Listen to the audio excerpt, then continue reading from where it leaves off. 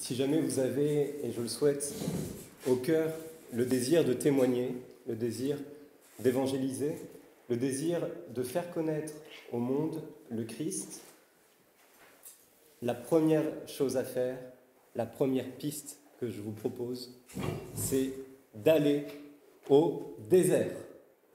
Un truc qui casse un peu tout, mais pourtant c'est bien par là que le prédicateur, le témoin du Christ, doit passer. Il doit aller tout d'abord au désert. Jean-Baptiste est allé au désert. Le Christ, au moment de commencer sa vie publique, est allé au désert. Il a passé 40 jours. Le désert est le passage obligé de celui qui veut témoigner de sa foi. Alors, qu'est-ce que signifie le désert? Qu'est-ce que représente le désert? Le désert, c'est le lieu où l'on se retire. Pour quoi faire? Pour prier Dieu, pour méditer sa parole. Saint Louis Bertrand, qui est un missionnaire dominicain du XVIe siècle, adresse ce conseil à ses frères, et notamment à un frère qui lui dit que sa prédication ne porte pas de fruits. Et Saint Louis Bertrand lui dit: si tu veux être un bon prédicateur, tu dois venir du désert, c'est-à-dire de ce lieu où l'on prie, où l'on médite la parole de Dieu. Un lieu de prière, un lieu de méditation. Comment voulez-vous prêcher, comment voulez-vous témoigner si vous n'avez pas passé du temps avec Dieu?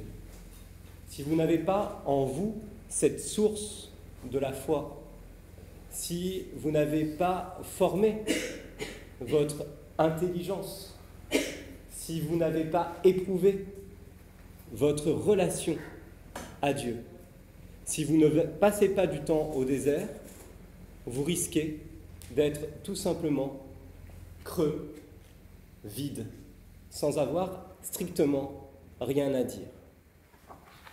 Comme un peu ces plantes, vous savez, qui sont d'un instant, qui germent, qui grandissent, mais qui en fait ne sont pas dans une bonne terre, ne sont pas ancrées profondément, bien enracinées. Et à la moindre chaleur, moindre épreuve, elles périssent. J'imagine que pour vous, si vous voulez vraiment avoir ce désir ardent d'évangéliser le monde, vous êtes prêt à passer ce temps de retrait. Ce temps de retrait, c'est pas simplement une année, comme on peut faire, et ça se fait de plus en plus, une année dans une école de vie, une année aussi, ou quelques mois au cours d'une mission, ou alors un service. C'est pas simplement ça. C'est une attitude véritablement intérieure, contemplative, constante. Alors certes, par exemple, les prêtres, nous passons 7 années au désert.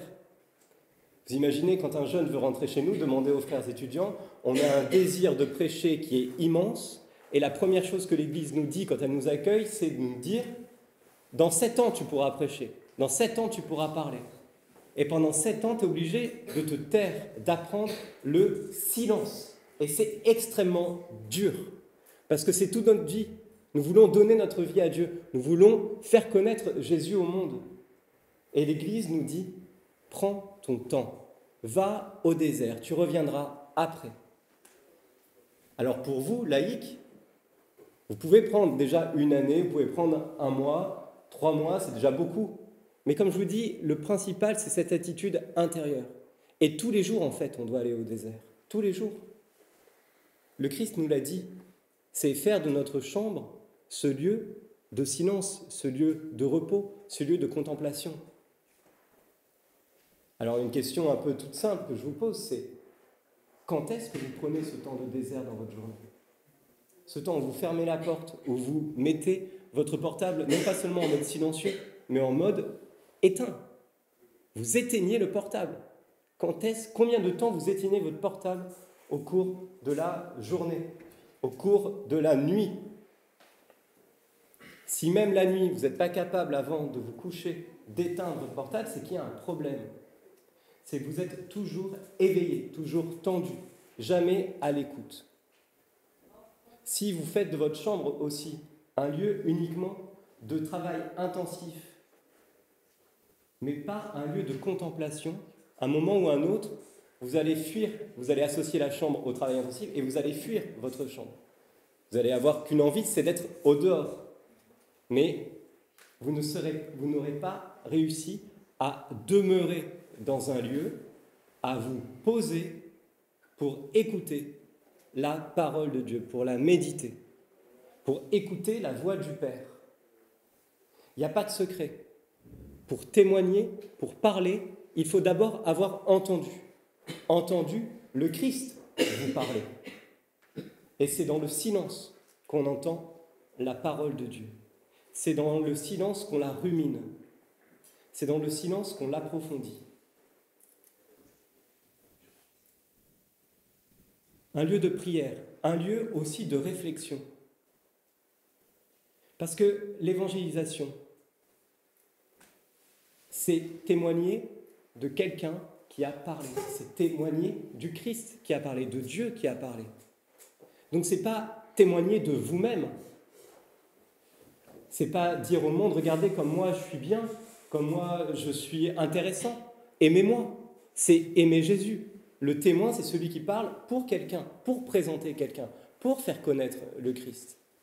Or, comment vous voulez faire connaître le Christ, Jésus?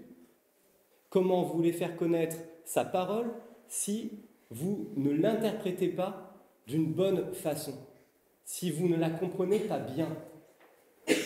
La formation, ce n'est pas une option, ce n'est pas quelque chose d'accessoire, c'est une nécessité.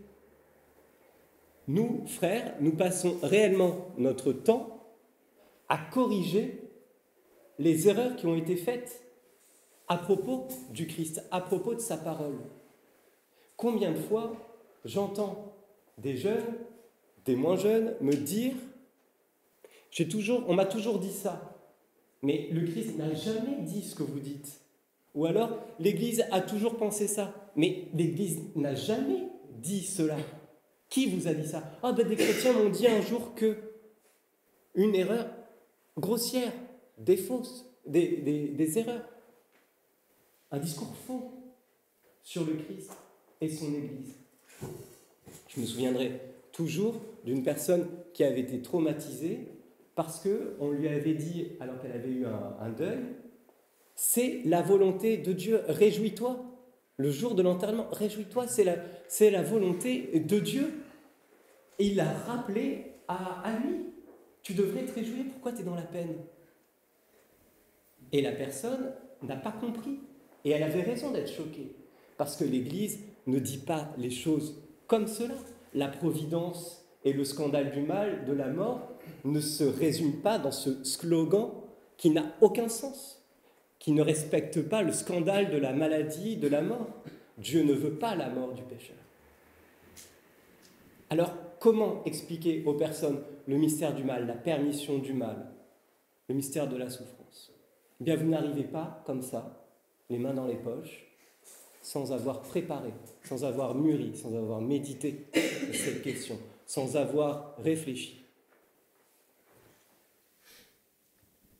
Le témoin du Christ doit être un témoin crédible. Pour être crédible, il faut qu'il soit formé, il faut qu'il soit mature, il faut qu'il soit mûr. Rien de pire qu'un témoin du Christ qui ne sait pas de quoi il parle. Il ne sait pas de qui il parle. Et quand je vous dis que la première piste, la première chose à faire, c'est de prendre ce temps au désert, c'est de ça dont je vous parle. C'est au quotidien prendre le temps de vous questionner, d'interroger et de trouver les réponses. Parce que c'est trop facile de dire « Ah ben moi je suis quelqu'un qui me pose des questions, vous savez. » Ou alors que souvent il y a des fiancés qui viennent et qui me disent « Ah vous savez, mon frère, je suis amoureuse de tel garçon, bon il n'est pas trop croyant, mais je vous assure, il se pose des questions. » Ok, mais est-ce qu'il trouve les réponses? Parce que le mec qui ne fait que se poser des questions, mais qui prend jamais le temps aussi de trouver les réponses, d'aller les chercher, et ensuite d'adhérer à ce qu'il a trouvé, j'en connais des paquets, un paquet. Ce n'est pas le tout de se questionner. Il faut encore avoir le courage d'adhérer aux réponses, d'aller les trouver et d'adhérer aux réponses. On peut toujours y passer toute sa vie sur le seuil et regarder avec un petit air sceptique toutes les choses, ah oui, regarder de loin, de haut, etc., sans s'engager. Au désert, vous engagez. Au désert, vous engagez. Parce que vous méditez, vous adhérez à ce que vous voyez, à ce que vous lisez. Vous cherchez. Première chose à faire donc, si tu veux être un bon prédicateur, tu dois venir du désert. Et je dois sentir en toi que ce que tu me dis, tu l'as pensé. Tu le crois, tu y adhères, tu le vis. Et que ce n'est pas quelque chose de passager. Je dois sentir en toi que c'est ta vie, que tu es en train de me parler de ta vie et de quelque chose que tu as réfléchi. C'est ça que je dois sentir, c'est ça que toute personne à qui vous parlez doit sentir au fond d'elle-même. Elle doit sentir que là, il y a quelqu'un qui dit vrai, qui s'est engagé, qui a parlé. Et pas une parole, je dirais un peu péjorativement, politicienne ou commerciale, qui est capable de vendre et de parler de n'importe quoi. Non, je veux quelqu'un qui donne, qui est prêt à donner sa vie, qui l'a déjà donné en fait, et je dois le sentir. C'est ça un prédicateur. Et ça, c'est dans ce temps au désert qu'on le mûrit, qu'on le devient. Donc voilà, première piste, aller au désert pour témoigner de sa foi. Un peu paradoxal, mais c'est le commencement. Deuxième piste, assez simple, s'adapter à celui à qui l'on parle. Je pense à cette phrase de saint Paul dans l'Épître aux Corinthiens. « Je me suis fait juif avec les juifs. Je me suis fait sans loi avec les sans loi, alors que j'avais la loi du Christ en moi. Je me suis fait faible avec les faibles, afin de gagner à tout prix la vie de quelques-uns. » S'adapter à chaque personne et adapter son discours à chaque personne. C'est pas brader l'évangile, c'est pas atténuer ce qui est gênant, cacher certains trucs et le présenter sous un bon jour. Non, c'est le même évangile, mais adapté à chaque personne, selon ce que chaque personne peut entendre. Je vais donner plusieurs exemples. Une personne qui n'a pas la foi théologale, la foi qui vient de Dieu. Si vous commencez, plein de bonne volonté, à lui dire « Ah ben Dieu, il est Père, Fils et Saint-Esprit, et vraiment, non mais t'inquiète pas, ouais, ça paraît un peu fou comme ça, mais en fait c'est vachement rationnel, parce que notre Dieu, il est hyper rationnel et tout, c'est l'intelligence même et tout, et je t'assure, c'est pas très compliqué en fait. En fait, il suffit d'un petit peu de bonne volonté, et oups là, si tu étais de bonne volonté, d'ailleurs, tu comprendrais assez rapidement que Dieu, Père, Fils et Saint-Esprit, 3 personnes en une seule substance, 3 personnes de même nature, consubstantielles, c'est hyper simple. Mais je t'assure, c'est rationnel. Et moi, je peux pas trop, mais je sais qu'il y a des théologiens qui ont vachement réfléchi, il y a des dominicains et tout, qui peuvent te démontrer la Trinité. C'est très facile. En fait, c'est pas si compliqué que ça. Mais là, par exemple, un défaut de formation, parce que si vous étiez formé, vous sauriez que la Trinité ne se démontre pas et qu'on n'a pas d'argument, de raison pour démontrer la Trinité. C'est un mystère qui est inaccessible à notre raison, qui dépasse totalement notre raison. C'est-à-dire que notre raison ne peut pas comprendre et définir ce mystère trinitaire. C'est impossible, on ne peut pas le démontrer. Donc, 1, vous n'êtes pas formé, vous faites fausse route. Et 2, la personne qui est en face de vous va vous prendre en effet pour quelqu'un qui est déraisonnable. Et elle aura raison, parce que c'est quelque chose qui, justement, n'est pas accessible à la raison. Donc en plus, vous allez dévaloriser et décrédibiliser l'Église, la tradition, qui ne dit jamais que la Trinité est démontrable. Donc qu'est-ce qu'on fait avec quelqu'un qui n'a pas la foi théologale? Eh bien, on parle de ce qui nous est commun, à savoir les choses justement de la raison. Et donc, si on parle de Dieu, on essaye de parler de Dieu, d'un principe premier, supérieur, qui a fait les choses, qui les gouverne. On essaye de voir en fonction de la sensibilité de la personne si elle est sensible à l'ordre de l'univers, à sa beauté par exemple, c'est une voie qui est très très très intéressante, manifester que cet ordre, cette cohérence dans les choses, manifester aussi la finalité, à savoir, c'est étonnant par exemple que les choses chaque chose ait sa fin, que les choses soient ordonnées les unes aux autres et cherchent à une certaine perfection, tendent vers une certaine perfection. Si la personne est, comme je vous dis, assez artistique, on essaye de manifester cette beauté des choses en disant mais regarde, quand même, ça ne s'est pas fait tout seul, c'est pas fait tout seul. Il y a vraiment une beauté, c'est-à-dire qu'il y a certainement un principe qui a tout organisé, qui conduit tout cela avec une infinie sagesse. Et là, vous voyez, c'est pas des arguments encore qui relèvent de la foi. C'est à partir de ce qu'on voit, du visible, de ce que la personne peut toucher, expérimenter, on essaye de conduire cette personne à une certaine intelligence d'un principe supérieur. C'est déjà la première chose à faire. Parce que vous n'allez pas créer vous-même la foi dans l'âme d'une personne. La foi, c'est un don de Dieu. Ce que vous pouvez faire, c'est disposer l'intelligence à accueillir ce don. Notamment, c'est un exemple que je vous donne de discours. J'ai parlé de l'intelligence là, mais on aurait pu prendre aussi l'autre côté, l'affectivité de la personne. Et lui dire, tu sens bien au fond de toi un désir de bonheur. Tu sens bien que toutes les choses de ce monde ne sont pas capables de te satisfaire. Peut-être que tu as certainement senti au fond de toi une insatisfaction. Et tu as peut-être compris que si on rajoutait dans ton porte-monnaie et dans ta banque et dans ton compte en banque des millions d'euros, qu'on te comblait d'or, d'argent, de bagnoles, de femmes et tout ça, on peut mettre tous les biens matériels, etc., la sagesse, on peut tout te remplir, tu sentirais au fond de toi, malgré tout, un manque. Comment tu expliques ce manque? Un vide. Comment tu expliques ce vide? C'est peut-être l'indice d'une présence que tu cherches confusément, d'un Dieu qui seul pourrait te combler. Alors bien sûr, il ne faut pas dire aussi cash comme ça, mais c'est pour vous faire comprendre. Prendre les personnes là où elles en sont. Je prends un autre exemple d'auditeurs, par exemple, musulmans.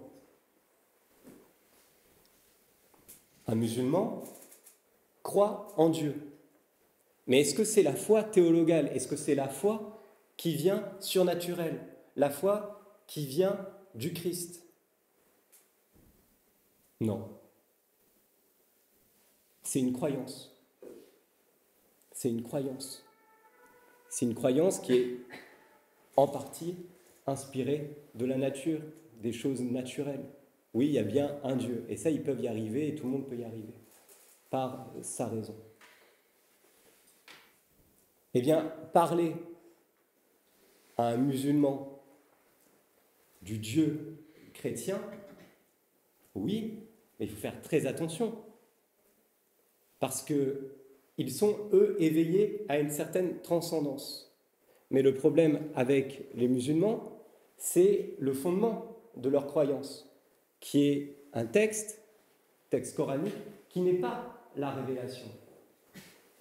Et donc, on part sur des textes totalement différents, sur des fondements totalement différents. Donc là, il faut être aussi formé. Parce que lui va vous dire, ah ben nous aussi on a Jésus, ah ben nous aussi on a Abraham, on a aussi Moïse, on a aussi, c'est en fait les mêmes textes. Eh bien là, il faudra dire aussi, non, c'est pas les mêmes textes. C'est pas les mêmes textes, c'est pas les mêmes personnages, même s'ils ont certains noms en commun, la réalité est totalement différente. Donc attention, il ne faut pas croire qu'on a les mêmes textes, la même révélation. On ne part pas du même point.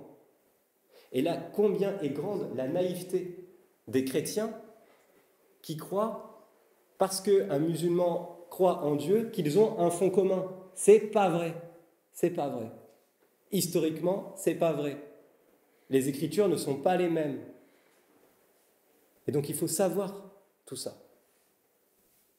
Il faut savoir dire à un musulman, avant même de commencer à parler, écoute, je sais que dans tes textes, nous, chrétiens, nous sommes considérés comme des corrupteurs, des personnes qui falsifient les Écritures. Donc ne me dis pas qu'on a les mêmes textes, parce que tu sais toi-même que pour toi, nous sommes des personnes qui ont corrompu les textes.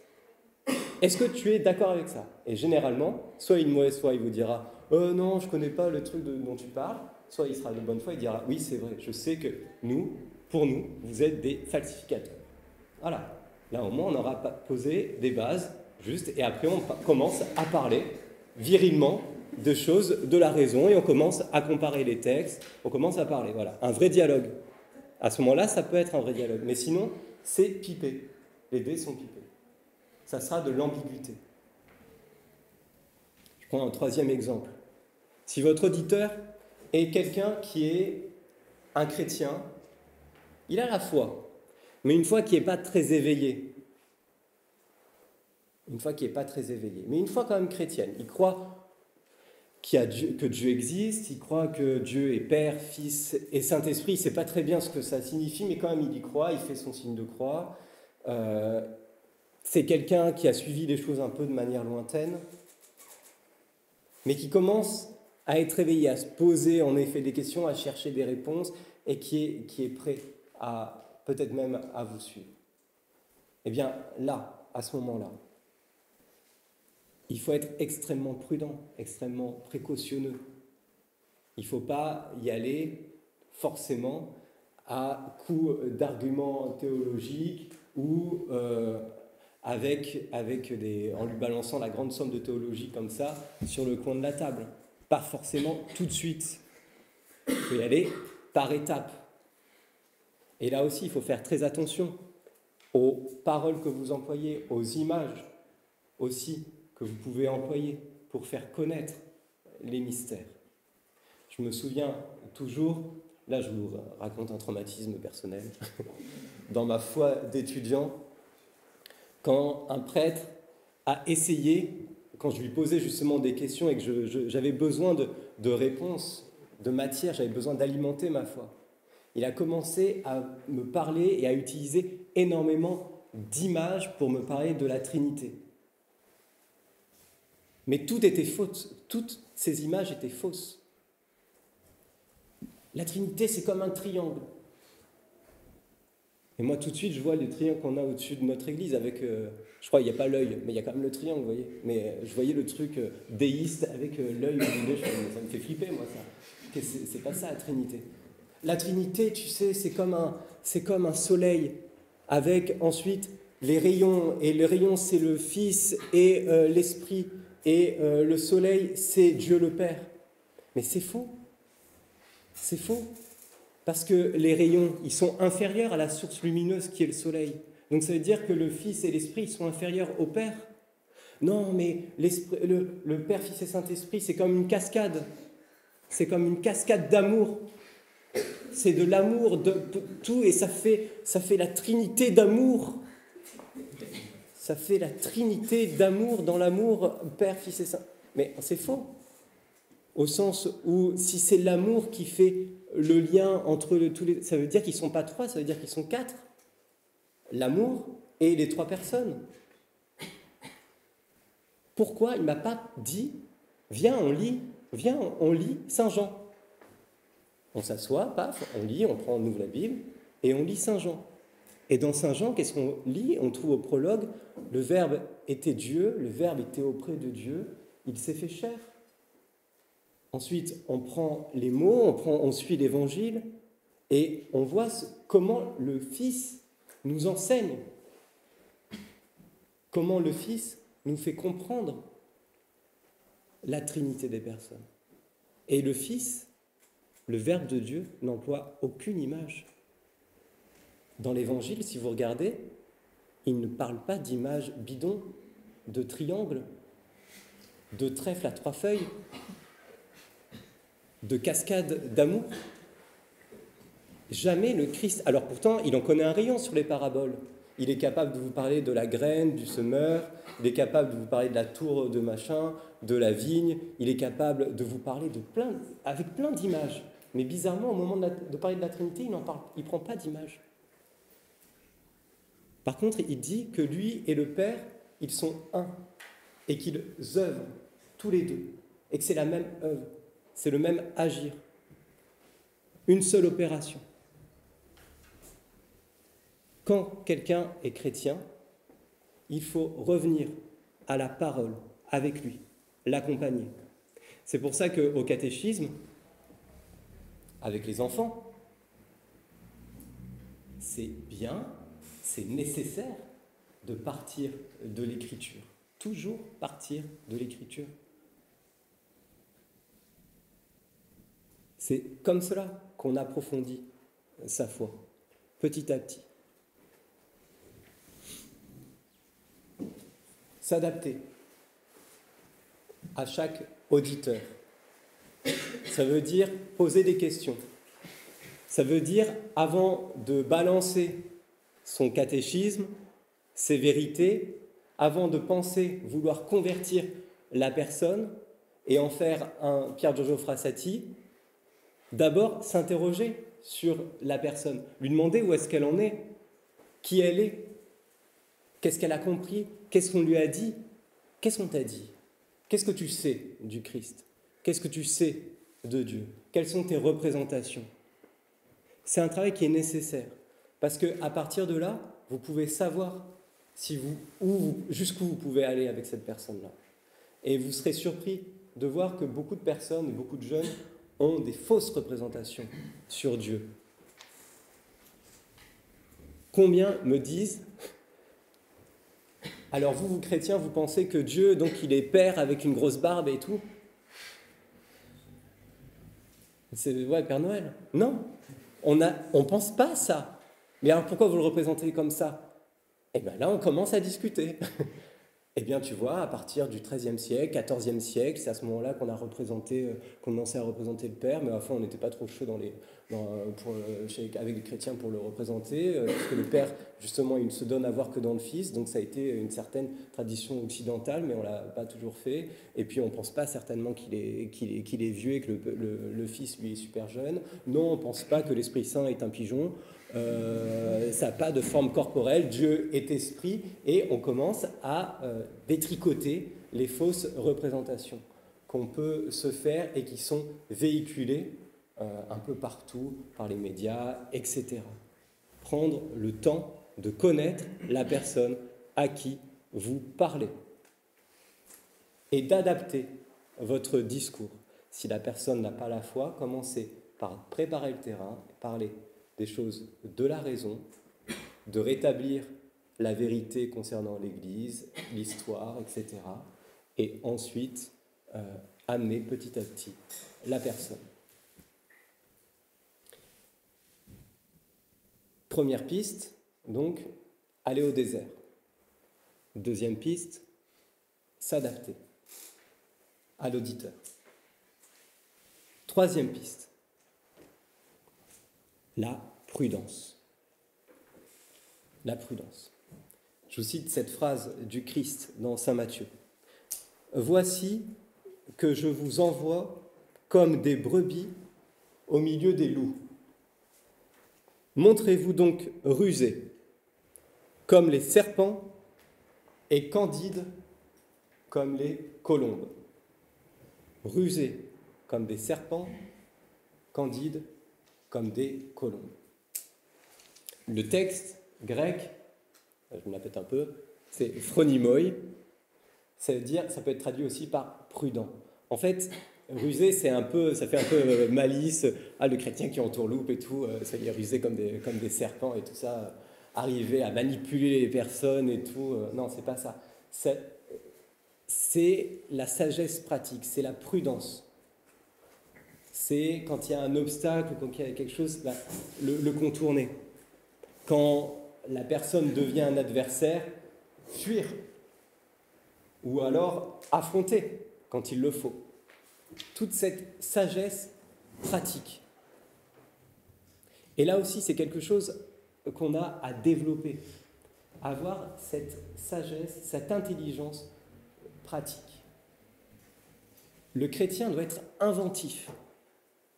Il doit être rusé, intelligent. Il doit être aussi, et ne pas perdre, sa candeur.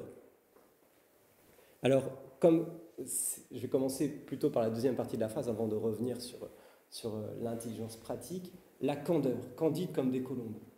Souvent on reproche, ça peut être un reproche qu'on fait aux chrétiens, d'arriver un petit peu comme des vierges effarouchées, on ne connaît pas le monde, etc.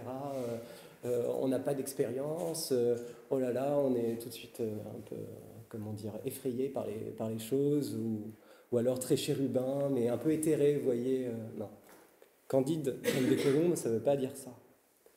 La candeur, c'est savoir accueillir l'autre avec une certaine fraîcheur, avec un regard neuf, pas blasé, avec une certaine innocence aussi. Innocence qui vient de la grâce que nous avons reçue en nous. C'est ça, être candide comme des colombes, c'est-à-dire savoir aussi s'exposer, ne pas avoir peur de s'exposer. Ne pas se faire des armures, de se donner, d'être dans le paraître. Voir les choses, en effet, avec une jeunesse de regard. C'est ça, prendre les choses avec une certaine, justement, candeur, comme si on les découvrait comme un nouveau-né pour la première fois. Cette jeunesse un peu d'esprit, de regard permanente. En fait, ça revient à un certain regard contemplatif sur les choses et sur les personnes. Un regard admiratif, un regard émerveillé. C'est ça qui est, je pense, mis derrière cette image de la candeur, de la blancheur, de la colombe. Je crois que ça peut toucher énormément de personnes quand ils voient quelqu'un qui a ce regard confiant et pur qu'on peut poser sur ces personnes, sur les personnes. Et tout le monde est touché quand il est regardé par quelqu'un avec une certaine candeur, une certaine pureté. Il suffit de voir les personnes, c'est très drôle, dans les lieux publics, dans les bus, etc., quand il y a en présence d'un enfant qui parle même pas, qui dit rien du tout, et là, à ce moment-là, tout le monde est au pied de l'enfant. Mais il est trop mignon et tout. Oh, il m'a fait un sourire, c'est trop bien, tout ça. Oh, il m'a regardé. Oh là là, ça fait du bien. C'est bizarre. Être regardé par un enfant, ça fait du bien. Il parle même pas. Il vous capte même pas. Il sait même pas comment vous appelez. Il sait pas qui vous êtes. Il sait pas homme, femme. Il n'arrive même pas à faire de la différence. Et pourtant, il vous regarde et vous sentez en vous un regard bienveillant. Vous vous sentez presque aimé. C'est dingue. Et quand il vous sourit, alors là, ça y est, c'est le bout du monde. Vous oubliez tout ce qu'il y a autour. C'est la joie. Le regard candide de l'enfant. Eh bien, j'ose dire et demander et prier pour que vous ayez un regard d'enfant sur les personnes à qui vous parlez. Regard admiratif, aimant, simple, accueillant, ouvert. C'est peut-être ça qu'on aime chez les enfants. C'est qu'ils vous prennent, voilà, comme ça. Il n'y a aucun a priori, ils n'ont même pas d'idée. Hein. Donc, comme vous êtes. Point. Et si vous souriez, ils vous sourient. Voilà, tout simplement. Très simple. Cette candeur est nécessaire. Mais il y a aussi, bien sûr, cette intelligence pratique du serpent. C'est pas une malice, comme je le disais. C'est, même si on dit il faut être malin quand même, c'est une sorte d'inventivité, une sorte de prudence. Je vais prendre des exemples. Je me souviens quand j'étais en prépa, j'étais dans une prépa littéraire à Paris, et dans le réfectoire, donc il y a une bonne proportion de cathos dans la prépa, mais il y avait une bonne proportion aussi de personnes qui ne l'étaient pas, et qui ne l'étaient pas de manière, et en plus assez virulente, enfin vraiment anti-catho. Mais moi, on s'entendait bien ensemble quand même, mais on se charriait, on se posait aussi vraiment des questions, il y avait parfois un vrai dialogue qui pouvait s'instaurer. Mais je me souviens très bien d'une fois où on a été provoqué dans la file du réfectoire, avec nos plateaux, machin, on avait tous la dalle, c'était midi, on venait de passer après les 6e et les 5e, donc le truc, on avait attendu des plombes pour pouvoir enfin manger un vieux steak haché, et on n'avait qu'une envie, c'était de manger, il fallait faire passer le temps, ils ont commencé à nous titiller sur la foi et sur les questions de morale, et on était avec nos plateaux repas. Qu'est-ce qu'on fait à ce moment-là? Comment? On lance le plateau. On lance le plateau? Pas du tout. on garde le plateau et on dit, écoute, c'est peut-être pas le moment, on en reparlera juste après avoir mangé quand même. Mais ça, c'est un truc tout bête. Mais c'est indispensable. Parce qu'on ne parle pas de sujets importants, on ne parle pas d'avortement dans une file de plateau repas ou le ventre vide. Il faut être au calme, il faut être posé, il faut être bien, il ne faut pas être tendu. Il faut créer les lieux, le temps qui sont adaptés à une vraie discussion. C'est comme pour des topos. On ne fait pas des topos en pleine rue comme ça si on veut vraiment prendre le temps de connaître les personnes. Il faut prendre des temps, avoir des moments, comme on dit, des moments de qualité, des bons moments. Ce sont des sujets qui sont tellement importants qu'il faut tout faire pour créer les meilleures dispositions, pour que les personnes soient véritablement à l'écoute, disposées à le faire. Une autre chose, un autre détail, un petit truc pratique que je vous donne aussi. Les discussions, les grandes discussions à plusieurs, c'est rare que ça marche. Si vous voulez vraiment parler avec quelqu'un et essayer de convertir, essayer de l'éveiller aux choses de la foi, prenez-le à part. Isolé. Isolé. Mais c'est le meilleur moyen d'avoir une personne en vérité, surtout pour des jeunes, parce que vous savez très bien que vous n'êtes pas les mêmes quand vous êtes tout seul et quand vous êtes en groupe. On est plus en vérité quand on est seul à seul avec quelqu'un. Et là, on peut avoir une parole qui est beaucoup plus vraie. C'est un truc tout bête. Autre chose. Vous savez que souvent, on dit des choses importantes à la toute fin d'une rencontre. On fait un week-end et d'un seul coup, il y a il y a une discussion qui arrive dans la voiture de retour, ou alors juste avant de partir, le dernier café, là, à ce moment-là, il y avait personne qui se livre. Il faut accueillir, bien sûr. On ne peut pas lui dire, non, si tu veux, là, moi, je pense à autre chose, je pense à ma valise, donc là, j'ai vraiment pas envie de... Non, il faut accueillir le truc. Mais par contre, il ne faut pas partir non plus sans tendre une perche à la personne en disant, tiens, si tu veux, moi, ça me ferait plaisir qu'on en rediscute à un autre moment. Créer des occasions de discussion, de rencontre. C'est ça, cette intelligence pratique dont je vous parlais tout à l'heure. C'est quand quelqu'un vous a tendu même une mini-perche, ne pas hésiter à part, avec un peu de moment après, lui dire, tiens, tu m'as parlé de ça la dernière fois, je saisis l'occasion, j'ai lu un truc, je te le passe, tiens, t'en fais ce que tu veux, est-ce que ça te dit qu'on prenne un café ou un truc comme ça? Et c'est là, par exemple, aussi où les frères, nous sommes très utiles. Parce que sans vous, on n'est pas grand-chose. Si vous n'êtes pas sur place pour faire ce lien entre les non-cathos Et nous, on peut pas les rejoindre. Vous pouvez les rejoindre. Mais par contre, là où on est utile, c'est qu'on peut prendre aussi le relais. Et on peut être une occasion pour vous de rencontre, d'approfondissement avec les jeunes. Ici, surtout à Bordeaux, c'est très facile. Notre couvent est en plein milieu de la ville.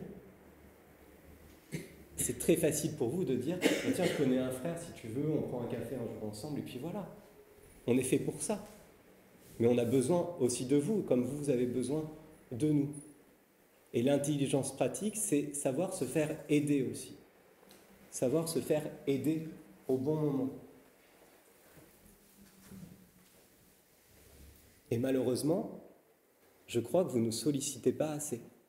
Ou alors le problème, c'est que vous n'êtes pas assez missionnaires. Ou alors vous n'osez pas, mais là c'est une fausse conception. Mais il faut l'être, il faut oser être missionnaire et il faut oser venir nous solliciter aussi. En tout cas, ce qu'on peut retenir de ce point, c'est que les personnes se pêchent, vous serez pêcheurs d'hommes, se pêchent un par un. C'est comme ça que le Christ a voulu sauver les hommes, un par un. C'est pour ça que sa prédication n'a pas été une prédication de masse. Je ne sais pas si vous avez quand même prêté attention à ça. Le Christ n'a pas une stratégie de conquête lorsqu'il prêche. Il a choisi un petit peuple, le peuple d'Israël, dans un coin paumé de l'Empire. Il n'a pas choisi Rome. Il n'a pas choisi de prêcher chez les Romains. Pourtant, c'était le lieu, the place to be. Eh bien non, il a choisi d'être à la périphérie de l'Empire. Et il a choisi d'être dans un tout petit territoire. Et qu'est-ce qu'il a fait durant sa vie? Jésus est allé dans des villages. Il n'est pas allé dans des grandes villes. Il est allé dans des petits villages. Et c'est comme ça qu'il a voulu sauver le monde. Prêcher des personnes dans des petits villages, dans des déserts. Et le salut ne peut venir et est venu que d'une communication, d'une évangélisation, personne par personne, de bouche à oreille. C'est comme ça que ça a fonctionné. Et il a réussi à atteindre tout le monde entier grâce à ce bouche à oreille, de témoin à témoin. Quatrième piste, j'ai une phrase qui illustrera ce que je veux vous dire. Elle est tirée du rituel de l'ordination diaconale. J'ai entendu cette phrase récemment, je vous la cite. On donne, c'est l'évêque qui tend l'évangéliaire, donc là où il y a l'évangile, au diacre, et il lui dit « Recevez l'évangile du Christ que vous avez la mission d'annoncer. Soyez attentifs à croire à la parole que vous lirez, à enseigner ce que vous avez cru, à vivre ce que vous aurez enseigné. » Je le répète, recevez l'évangile du Christ que vous avez la mission d'annoncer, soyez attentifs à croire à la parole que vous lirez, à enseigner ce que vous avez cru, à vivre ce que vous aurez enseigné. Je m'arrête sur cette dernière phrase, à vivre ce que vous aurez enseigné. C'est la quatrième piste. Faites ce que vous dites. Si vous voulez être des témoins du Christ, il ne suffira pas de parler, il faudra vivre ce que vous dites. Vivre ce que vous avez enseigné. C'est une nécessité. C'est une nécessité. Combien de personnes nous rencontrons qui sont scandalisées par la manière dont vivent les chrétiens? Et on le voit bien, en ce moment, on est en plein dedans avec les scandales des prêtres, qui est une gifle, une honte, un scandale pour tous les chrétiens, en particulier évidemment pour les prêtres. C'est pour nous une honte. C'est absolument, c'est terrifiant pour nous de porter ça. Parce que ce sont nos frères prêtres qui ont scandalisé des petits et le monde entier. Pour nous, c'est terrible. C'est exactement ce que le Christ avait dit dans l'Évangile, quand il a dit « Malheur à celui qui scandalisera le moindre de ses petits ». C'est une sorte de malédiction. Nous avons la mission de témoigner, nous les prêtres, d'une manière particulière, et des frères cassent et sapent tout ce travail en faisant des œuvres, non pas de Dieu, mais du diable. Et les gens, ensuite, sont choqués à vie. Et il y a de quoi. Il y a de quoi. Et nous risquons de perdre des âmes à cause de ça. Parce que nous n'avons pas vécu ce que nous avons enseigné. Mais ça vaut pour vous aussi. Combien de personnes nous entendons qui nous disent « Quand je vois ce père de famille qui est à la messe, qui vient à la messe tous les dimanches, et quand je vois comment il se comporte dans sa boîte, lui le patron, mais c'est scandaleux. Il n'est pas juste, il fait peser un pouvoir, il cherche à faire que du profit, il n'est pas attentif aux personnes, aux employés, il adopte la logique commerciale d'écrasement et de profit, de rentabilisation, etc. Et ensuite, il n'y a pas tout, justement, le côté humain. Et après, il va à la messe, tranquille. Mais ensuite, dans la semaine, pas du tout. Et il y a une sorte de scission entre la logique de l'entreprise et au travail et ce qu'il est en dehors. Et peut-être que c'est un bon père de famille.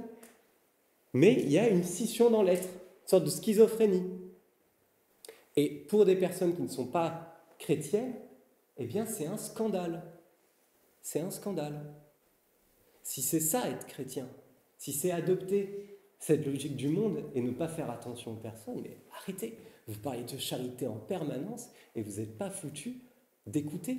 Vous n'êtes pas foutu de faire attention aux situations, de demander des nouvelles de telle personne, de tel employé.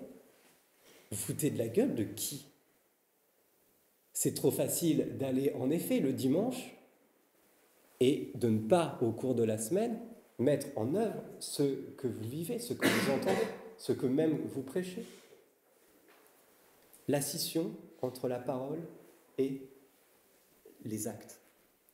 Saint Dominique était connu pour prêcher par le verbe et par l'exemple. Par le verbe et par l'exemple.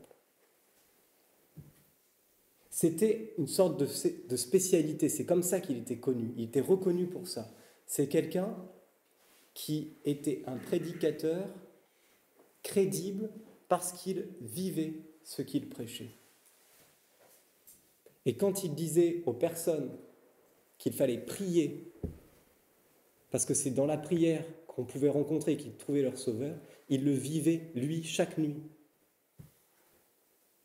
Chaque nuit de prière avec Dieu. C'est indispensable de chercher à accorder son action à sa parole. On ne peut pas faire sans. Et vous êtes attendus au tournant. Vous êtes regardés. Vous êtes observés par tous les camarades de classe, par les personnes chez qui vous faites des stages. Partout, on vous considère et on vous regarde et on attend de vous que vous soyez exemplaires. Vous pouvez trouver ça dur, vous pouvez trouver ça trop exigeant, parce qu'ils ne regardent pas les autres qui sont pourtant athées et qui professent de belles valeurs d'humanisme, etc. sans Dieu. Peut-être, c'est vrai que c'est dur pour nous chrétiens, mais c'est parce qu'ils savent que nous voulons vivre à une certaine hauteur. Et je vous le redis, il n'y a rien de pire pour le témoignage chrétien que des personnes qui, le samedi soir, se bourrent la gueule et n'ont pas une vie soit dans question affective, soit dans la tempérance qui est adéquate au discours qu'ils entendent le dimanche. soir, parce qu'ils sont trop fatigués de la nuit. Mais ça, vraiment, je vous invite à faire très attention aux témoignages, je dirais là pour le coup passif, parce que vous ne faites pas trop attention. Pour vous, témoignage rime souvent avec parole dite. Mais témoignage, c'est d'abord là, surtout à votre âge, ce témoignage passif du mode de vie. Du mode de vie. Au quotidien, chaque jour. Un frère de notre communauté aime dire qu'un chrétien se reconnaît, non pas tant finalement par ce qu'il fait, que par ce qu'il ne fait pas. Et ça, je trouve ça très juste. Un vrai chrétien ne s'amuse pas à écraser l'autre. Il ne cherche pas à faire certaines choses comme le monde. Il ne fait pas, il ne cherche pas à... je n'ai pas d'exemple, mais il y a plein de choses qu'il ne fait pas et que d'autres font. Et rien que ça, déjà, c'est un témoignage. 5e et dernière piste. Après, aller au désert, s'adapter à chaque auditeur. Après, être prudent comme un serpent et candide comme des colombes. Après, enfin, l'incitation, piste de faire ce que vous dites. 5e et dernière piste, inspirée d'une parole de la Sainte Vierge à Bernadette. Voulez-vous me faire la grâce de venir ici pendant 15 jours ? Peu étrange. Pourquoi j'ai choisi cette phrase ? J'ai choisi cette phrase parce que ma 5e piste, en fait, elle est très simple, c'est imiter Marie.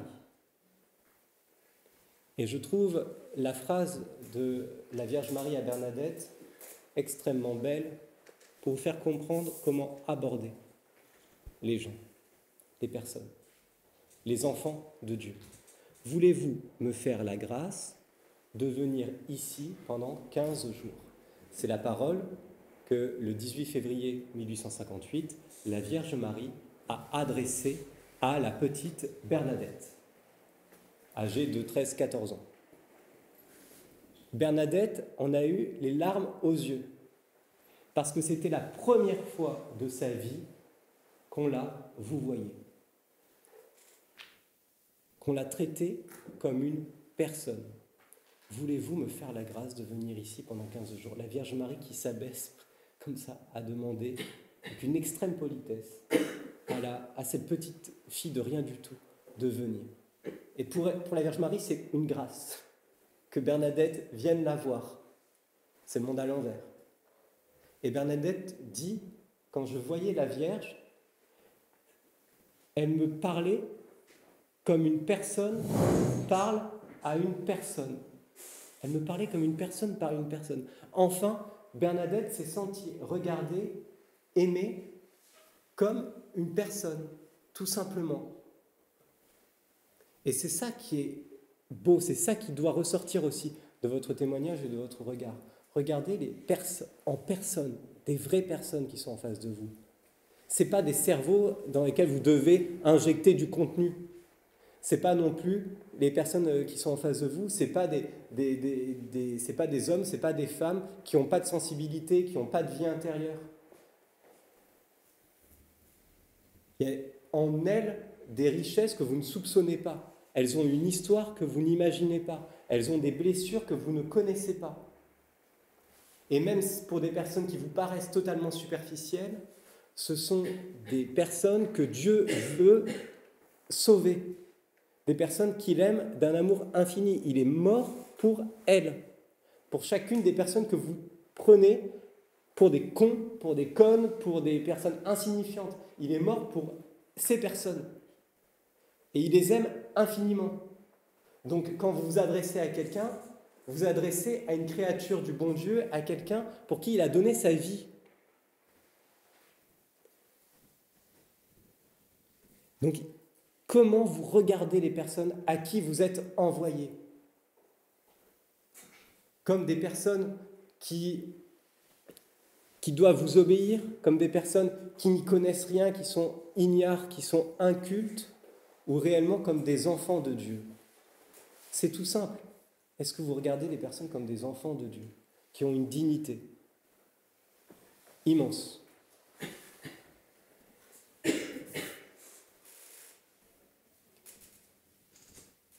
Pourquoi la Vierge Marie est-elle tant aimée des gens? Vous allez dans n'importe quelle église, vous allez dans la nôtre, ça m'amuse toujours.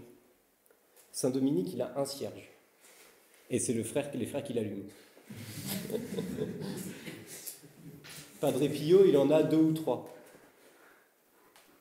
Saint Antoine de Padoue, il en a déjà un peu plus, parce que les gens sont très distraits, ils oublient plein de trucs, donc quand même, on va voir Saint Antoine et tout, il est assez fort et tout ça.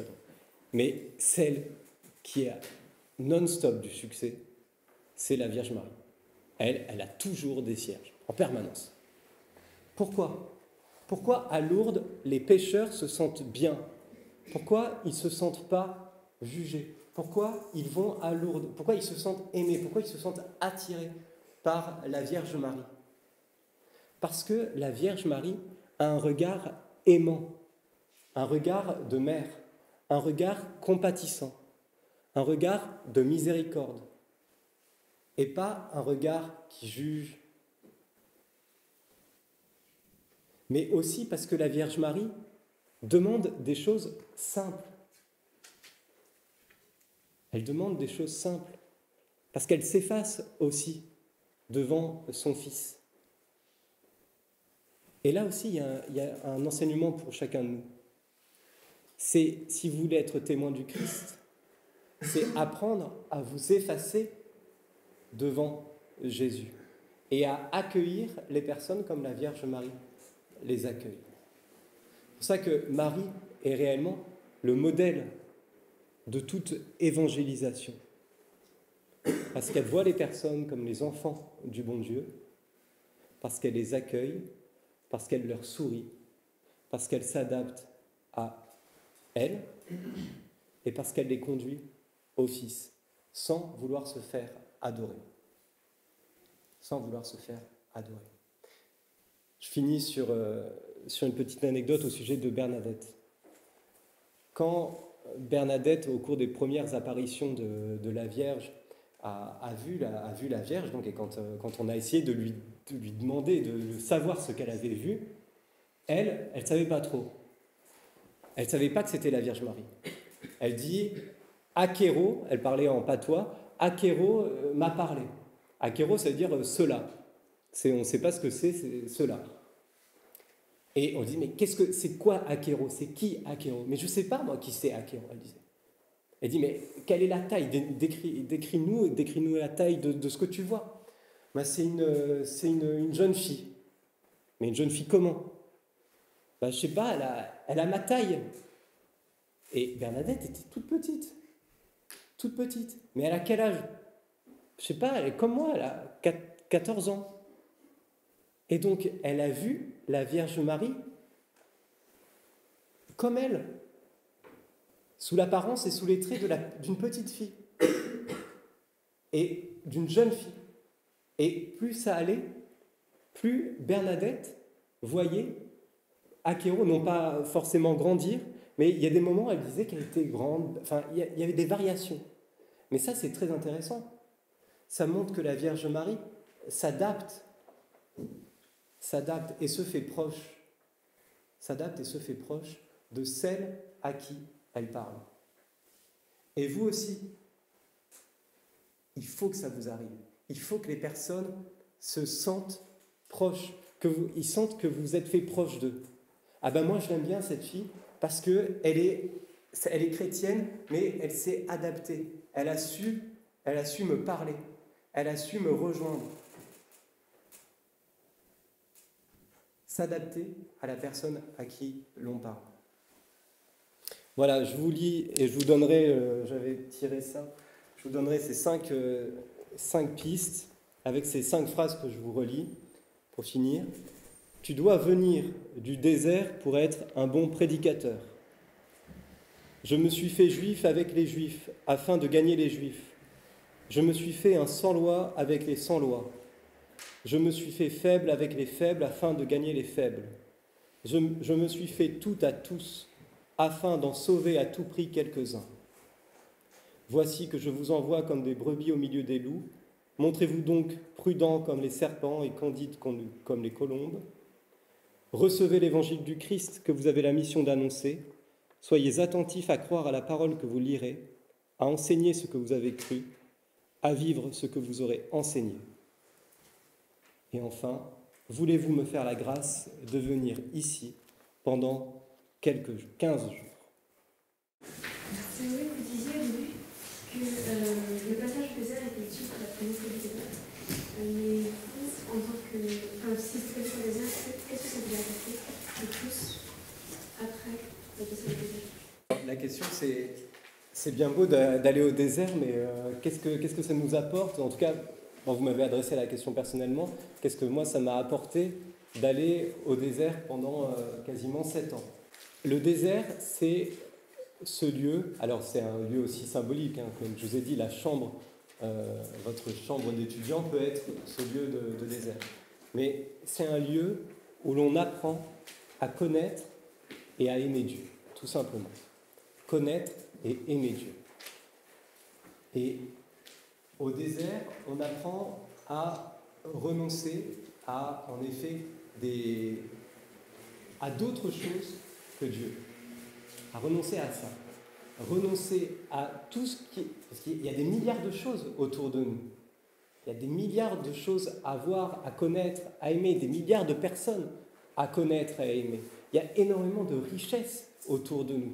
Mais quand on va au désert, on va dans un lieu retiré, où il n'y a pas grand-chose, où il n'y a presque rien, mais où il y a Dieu. Et donc, aller au désert, c'est accepter de renoncer, de connaître et d'aimer plein d'autres choses qui sont bonnes en elles-mêmes. Mais c'est apprendre à se recentrer sur Dieu. Donc se couper un peu de tout ce qui est autour pour apprendre à connaître le seul nécessaire, l'unique nécessaire, qui est Dieu lui-même. Et ça, je crois que c'est quand même très important. C'est pour ça que le Christ parle de la chambre. C'est lui qui le dit. Allez prier le Père qui est dans le secret, enfermez-vous dans votre chambre. C'est-à-dire, coupez Internet, coupez votre ordinateur, coupez votre téléphone portable, ne lisez pas forcément même des romans, etc. pendant un temps, coupez tout pour vous retrouver seul à seul avec vous-même et surtout avec Dieu. Parce que quand on est sollicité par plein de trucs, on ne pense pas à Dieu. Notre attention, on est en plus des êtres sensibles, de chair, est fixée, notre attention est fixée par des milliards de choses qui sont tout à fait bonnes. Mais pour voir Dieu, il faut accepter et c'est le désert qui aide, de se concentrer uniquement sur lui. Donc qu'est-ce que m'a apporté le passage au désert? Une meilleure, déjà, se recentrer sur le mystère de Dieu, une meilleure connaissance et un meilleur amour. Parce que pour aimer quelqu'un, il faut le connaître. Vous ne pouvez pas aimer quelqu'un et approfondir l'amour d'une personne si vous ne la connaissez pas. C'est ce qu'on appelle la vie commune. La vie commune pour justement connaître quelqu'un. Eh bien, disons que ce désert, c'est le temps vraiment de découverte, de vie commune, avec Dieu réellement. Et toutes nos études, et tous les frères pourront vous le dire, toutes les études que nous faisons, elles sont dures, c'est difficile, c'est une ascèse, c'est ascétique, c'est pas toujours gratifiant, mais après, c'est ça qui nous nourrit. Et toute notre prédication, elle est nourrie par ce que nous avons découvert et contemplé durant nos études. Et on a bien sûr à continuer à le faire, parce qu'on n'a jamais cessé et on ne cessera jamais d'apprendre, de connaître Dieu. Mais c'est connaître le mystère de ce Dieu et l'aimer, pour l'aimer. Ce n'est pas une connaissance purement théorique, scientifique, universitaire, c'est une connaissance aimante. C'est ça le désert. C'est pour ça qu'on nous dit de passer du temps dans notre cellule afin de continuer de contempler. Et la devise dominicaine, vous le savez très bien, enfin certainement les frères vous l'ont dit, c'est contempler et transmettre aux autres ce que l'on a contemplé. C'est ça la devise de l'ordre. Si vous ne contemplez pas, comment vous voulez transmettre si vous n'avez pas de fond. Bon, on m'a donné 5 pistes, hein, il y en avait plein d'autres. Moi j'ai une question. J'ai une amie athée l'autre jour, on parlait de religion et tout ça, et puis à un moment donné, elle me dit de toute façon, les religions, ça crée que des guerres. Et moi, je lui ai répondu automatiquement que nous, contrairement à l'islam, on ne balance pas des bombes sur les gens. Ouais. Et la vraie réponse que je me dis, est-ce qu'on peut évangéliser les gens si on n'a pas tellement de connaissances sur les Écritures, uniquement par la pratique, où on est obligé d'avoir aussi bien la connaissance que la pratique, être exemplaire auprès des gens. Ça, si vous avez compris ouais. la question. Je pense que c'est sûr, il ne faut pas non plus penser qu'il faut un doctorat, il faut faire 7 ans d'études pour commencer à parler à Jésus, et qu'il faut être diplômé de l'école biblique de Jérusalem pour oser commencer à parler du Christ.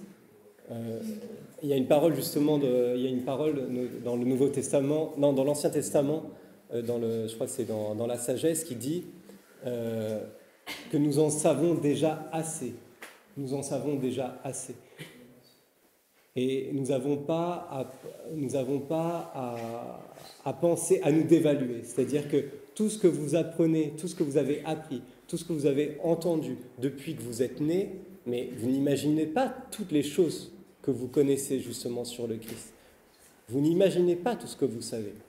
Et donc, il faut avoir confiance dans tous les enseignements que vous avez reçus, dans toute la parole qui vous a été adressée, dans tout ce que vous avez appris aussi dans votre propre foi.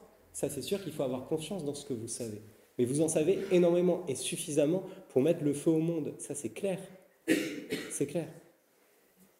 Donc, n'ayez pas peur en disant « mais je suis pas... je sais rien ». C'est pas vrai. Vous savez plein de choses. Simplement, il faut que vous trouviez les mots pour l'exprimer. Il faut que vous sachiez aussi, et ça fait partie de la prudence pratique du serpent, orienter la discussion vers les choses que vous connaissez. Si vous ne savez pas, allez renvoyer à des personnes qui savent, mais transmettre ce que vous avez vous-même contemplé.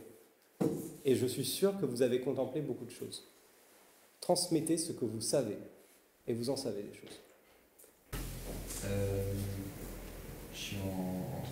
J'ai fait 3 ans d'études pour l'instant, et pendant ces 3 ans, je me suis lié d'amitié avec ce qui était mon coloc. On a beaucoup pu parler, et lui-même a été baptisé, sauf qu'il n'a pas du tout eu une éducation catholique. Du coup, il n'a pas du tout été accompagné dans sa foi. Et un jour, il m'a dit qu'il voulait retrouver, après une discussion, il m'a dit qu'il voulait retrouver la foi. Du coup, on a beaucoup parlé. Et je ne sais pas comment l'amener à peut-être découvrir ou redécouvrir la prière. Une relation avec Dieu personnelle, dans la prière aussi. Alors là aussi, les choses se font par étapes. Les choses se font par étapes. Par exemple, si je prends la première chose à laquelle je pense, mais pour donner à quelqu'un le goût de la prière, il faut déjà l'introduire dans des lieux où on prie. Parce que sinon, si on le met et on l'enferme, bah tiens, vas-y, allez, débrouille-toi. On te met une bougie, on te donne la parole de Dieu, je repasse dans 10 minutes et après on voit ce qui se passe. Ah bah il ne s'est rien passé. Ah bah oui. Non, il faut amener des personnes dans des lieux de prière. Par exemple, là aussi, je reprends l'exemple du couvent. On est en plein dans Bordeaux. Moi, ça me tue. Ou alors c'est parce qu'on chante vraiment très très mal. On chante comme des pieds, ce qui est possible. Mais quand même, je ne comprends pas comment, dans Bordeaux, nous sommes la seule communauté religieuse avec des offices quotidiens depuis 20 ans, qu'il y ait 8 personnes à l'office. Qu'est-ce que vous faites ? Qu'est-ce que vous faites ? Pourquoi vous venez pas et pourquoi vous dites pas à quelqu'un « bah tiens, ça dure 20 minutes, promis, c'est pas très long, viens découvrir un office en plein cœur de Bordeaux. Qu'est-ce que vous foutez ?» Parce que nous, on est en train de dire l'office. Donc on ne va pas aller les chercher dans la rue. Alors, je finis juste aussi, je continue mon idée. Vous avez des adorations qui sont proposées par le groupe Mission à tout péter. avec des super chanteurs, etc. Avec un frère Marie-Arnaud et des centaines de servants de messe qui sont capables de vous mettre des millions de bougies dans une seule église et de craquer le budget bougie du couvent pour une adoration. Donc ils mettent, depuis maintenant, ça fait combien de temps que vous êtes aux émissions, frère Marie-Arnaud? 6 mois. J'avais 25 ans. Depuis quelques mois, le frère Mariano décide de mettre le paquet à chaque adoration. Non mais ça aussi, c'est un instrument d'évangélisation qui est absolument dingue. Amener des personnes dans des lieux de prière qui peut éveiller leur sens du beau. Ensuite, tu es en colloque, eh bien, pourquoi ne pas dire, bah tiens, là je suis en train, je vais prier 5 minutes, est-ce que ça te dit de venir avec moi? Est-ce que ça te dit qu'on passe, on allume une bougie, on est ensemble 5 minutes, et puis c'est tout? Qu'est-ce qui vous empêche, vous, dans vos colloques, de demander à un frère un exemplaire des livrets de complis et de vous mettre à prier ensemble? Les complis, ça dure 10 minutes. Vous n'êtes pas obligé de les chanter, de faire le Salve Regina à 2 voix, etc. Enfin, non. Un autre truc, dans les choses pratiques, filez à un de vos amis un P3 où il y a des chants du groupe Mission que vous aimez bien. Tiens, je t'ai fait une petite playlist, je te la passe et tu l'écoutes si tu as envie. Pas de Glorious, hein, pas de Glorious. Non. Voilà, que du père. Voilà. Non, mais toutes ces petites choses, toutes ces petites prières, toutes ces petites choses, c'est des moyens que vous mettez dans la vie des gens pour les aider à prier. Et il ne faut pas dévaloriser tous ces petits moyens. Prochaine adoration, il faut qu'il y ait 300 personnes. Si chacun ramène une personne, ben on y arrive facilement. Dernière question. Même de façon très pratique, si vous avez déjà essayé un truc comme on vient de le faire, est-ce que vous avez déjà essayé d'évangéliser, quels obstacles est-ce que vous avez rencontré, sans tomber dans la grosse caricature, mais vraiment un truc que vous avez remarqué voilà, en discutant avec quelqu'un? Moi j'ai eu l'occasion de faire la mission de rue. Et ce qui était plus difficile, c'est que les gens n'ont pas envie de s'insérer dans un... Enfin, ils ont envie de passer leur propre pensée. Ils ont envie de se construire leur propre nom avec leur propre référence. Et l'idée qu'il y ait des gens qui pensent la même chose, unis autour des mêmes croyances, et que du coup ils perdent un peu leur individualité. J'ai l'impression que ça peut m'aider. Que ça standardise un petit peu les choses. Alors ça, moi j'ai un argument qui voit à tous les coups et qui marche quand même. Je pense que pour l'instant ça n'a jamais... ça a toujours marché.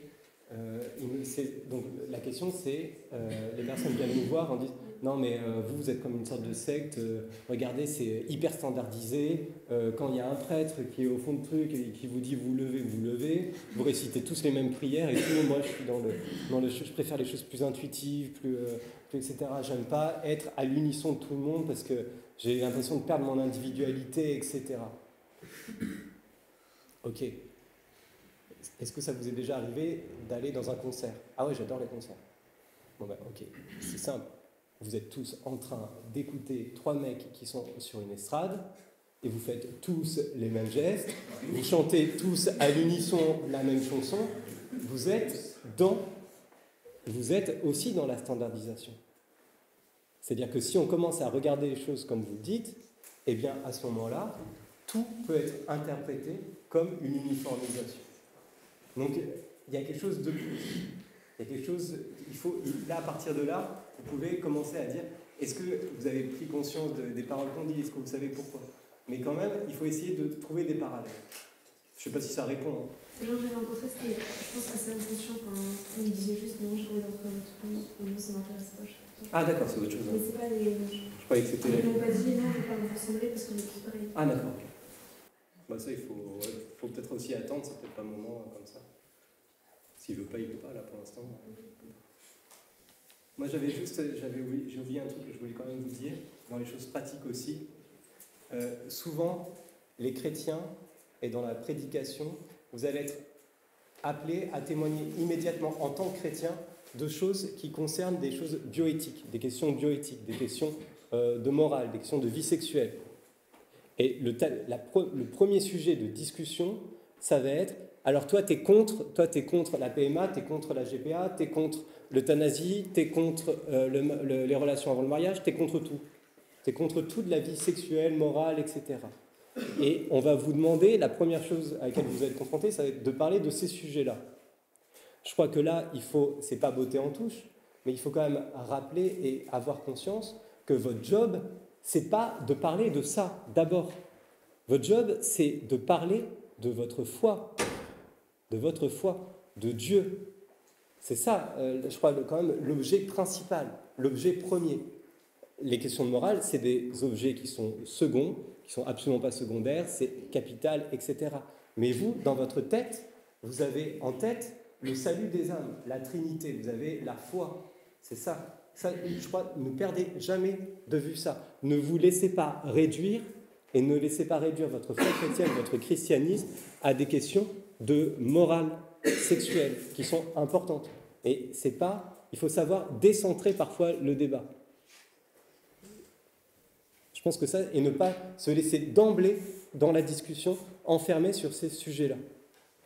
Je te parle pas de morale sexuelle. Je te dis, est-ce que tu as rencontré, est-ce que tu as déjà pensé à la question de Dieu ? Point. Ça, on en parlera si tu veux après. Mais pour le moment, je te dis simplement, est-ce que tu as pensé qu'il y avait quelque chose qui existait ? Ben là, déjà, vous écartez déjà pas mal de trucs et vous ramenez sur des choses qui sont plus d'abord essentielles. Merci, Oscar.